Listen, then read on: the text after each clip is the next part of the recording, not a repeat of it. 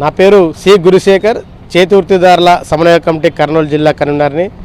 కేంద్ర ప్రభుత్వం ఈ నెల చివరికి 2025-26 బడ్జెట్ ప్రవేశపెడుతుందనేటువంటిది మనకి తెలుస్తోంది.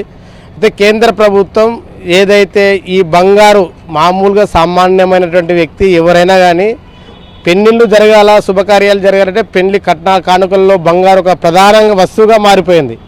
అలాంటి బంగారాన్ని ఈరోజు కొనాలంటే చాలా ఆకాశాన్ని అద్దేటువంటి పరిస్థితి ఉంది.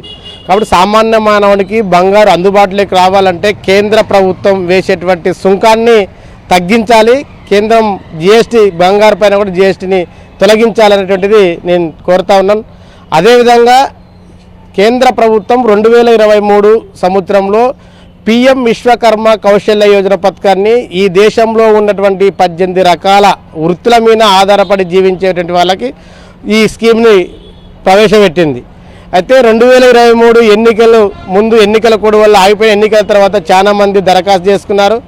ఇప్పటికి కూడా ఆంధ్రప్రదేశ్లో సుమారుగా 1 లక్ష పైచులకు ఆన్లైన్లో దరఖాస్తు చేసుకుని శిక్షణ పొంది ఉన్నారు.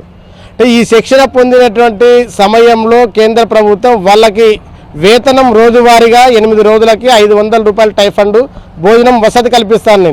కానీ ఎక్కడ కూడా 4 నెలలు పూర్తి అయిపోయింది ఇప్పటిదాకా వాళ్ళకి శిక్షణ. ఏ ఒక్క వ్యక్తి కూడా, ఏ ఒక్క లబ్ధిదారులు కూడా ఇప్పటి వరకు టైఫండ్ లబ్ధిదారులకి శిక్షణ పొందినటువంటి సమయంలో రుణం రాలేదు. అదేవిధంగా కేంద్ర ప్రభుత్వం 240 కోట్ల పైచులకు బడ్జెట్ కేటాయించింది. అంటే బ్యాంకర్లు మాత్రం మాకు ఇప్పటిదాకా కేంద్ర ప్రభుత్వం నుంచి కానీ స్టేట్ గవర్నమెంట్ నుంచి కానీ ఎటువంటి బడ్జెట్ మాకు రాలేదు అని చెప్పింది. మళ్ళీ ఇప్పటికైనా నరేంద్ర మోడీ గారు, అదేవిధంగా ఆర్థిక శాఖ మంత్రి నిర్మలా సీతారామన్ ఒకసారి ఆలోచించి కేంద్ర బడ్జెట్లో విశ్వకర్మ కౌశల్య యోజన పథకానికి ప్రత్యేక బడ్జెట్ను కేటాయించి అదేవిధంగా స్టేట్ గవర్నమెంట్ అటాచ్ చేస్తూ బ్యాంకులకి తక్షణమే రుణాన్ని అందిస్తే అది లబ్ధిదారులకు చేకూరుతున్నటువంటిది మేము. కాబట్టి తక్షణమే విశ్వకర్మ కౌశల్య యోజనకు నిధులు కేటాయించాలనేటువంటిది మేము కోరుతా ఉన్నాం.